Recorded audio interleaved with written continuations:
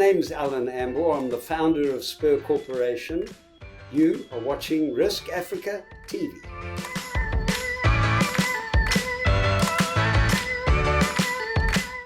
Well, I'd worked in a couple of companies and been terribly frustrated, and decided, because I'd put myself through university working in a steakhouse, decided to open a steakhouse in Cape Town. I grew up in Johannesburg, worked there for the first formative years, and then decided at age 22 to look around in Cape Town, which I'd been on holiday at for a couple of times. And I went down there in a little Mini and drove around and couldn't find anything. Cape Town today is a metropolis compared to what it used to be. It was a dorp. It was a town. It certainly wasn't even a city, even though it might have been big enough to be called one, but there was nothing much going on. Today, it's a totally different story. I couldn't find premises. So on my fifth trip down, which looking back today, I can compliment myself for my determination to try and find premises. On the fifth and last trip it was going to be, I went with a friend of mine, and he phoned all the estate agents that I used to phone in the Yellow Pages whilst I drove around looking to see if any building had commenced since I'd last been there 6 months before. And he happened upon an agent who had just the day before been mandated to find a restaurant for a little shopping centre that was going to be built in Newlands. So there was the inn. I met the agent.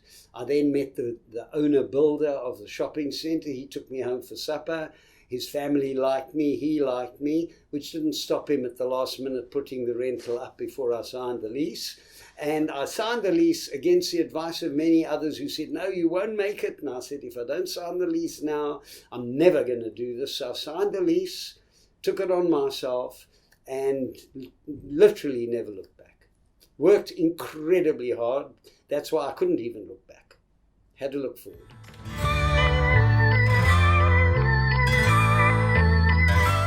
I think, I was quite a naive person. And I think one of my strong points, which I only recognize now in retrospect, is that I'm very, very dogged, don't give up easily, and even if things are bad, I push through. And that is a good quality if you're under terrible pressure. If you're the sort of person who's under terrible pressure who then decides to go to the movies, get drunk, and forget about it, you bear the consequences thereafter. I'm the sort of guy who put my head down and drove through it over a long period of time, and you also bear the consequences. You get the good, but there's also bad, because you force yourself into a lifestyle that shouldn't be forced into for too long, but unfortunately once you adopt it, it's hard to get out of it.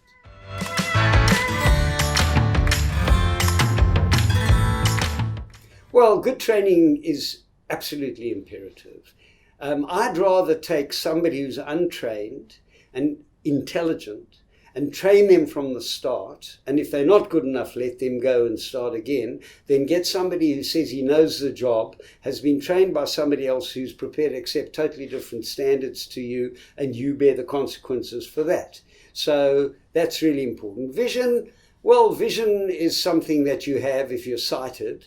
If you're lucky, you can see what you need to do next before the next person does. So for example, if I'd opened my steakhouse and then just sat tight and not decided to franchise, somebody else would have got into that market and taken what was there to be taken.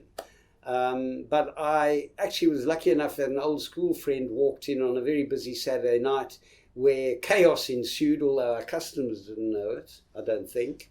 And I said, hi, Raymond, what you doing here? Have you come for a holiday? No, he said, I've come to Cape Town to live. I said, that's surprising, because he was an accountant. Why? He said, no, I want to open a steakhouse. I said, where? He said, in Belleville. I said, wow, that's amazing, because his mate who worked in Cape Town was a bookkeeper in a furniture factory in Belleville, and they decided in Belleville. I said, funnily enough, the old mutual have approached me with premises. He said, will I help you? Will I help him? I said, certainly, I'll franchise you. He said, great, and we shook hands there and there. So that's how I didn't tell them that actually, my first franchisee came about.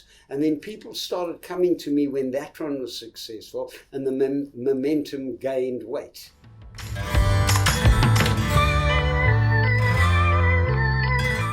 As I said, if a guy's eating a big steak and he's finished his chips and onions, it doesn't cost you much financially, if that's the way you think. I don't.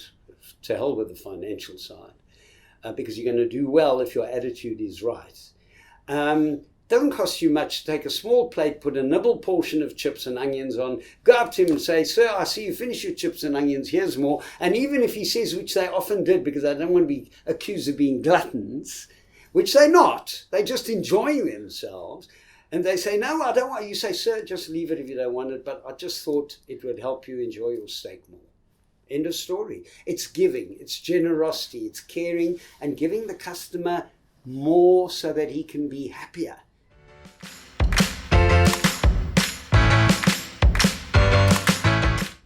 Well, look, the insurance industry is relatively foreign to me.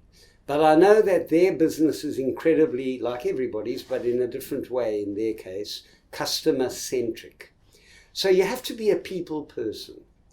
You have to know your oats. You have to know every angle of your competition and your own offerings so that in comparing your positives, you can win people over and sign their business. So it's a very interpersonal thing, selling insurance or advising on insurance or being involved. I mean, everything in the world is interpersonal, but some is less formal than others.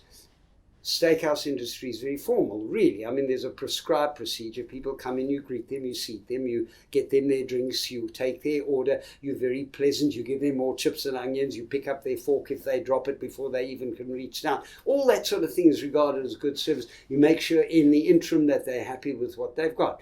But insurance, you never quite know unless you get to know the person over many years, like Harry Casper and I know each other. I saw him 3 days ago. Who you're really dealing with and what you might say that might be taken in the wrong way. So you've got to be very cautious, but at the same time, you've got to have a certain style, I think. You've got to find something that works for you and your customer. And I really, when I don't know, I say I don't know. And that's nothing that I've never been in that industry. I have been in other industries, so I have a reasonable idea of what it is to interact with people on a different level. But insurance, you're selling a product. You've got to have a good product, you've got to know your product, and you've got to be good in interacting with people, and you've got to build their confidence in you and your product.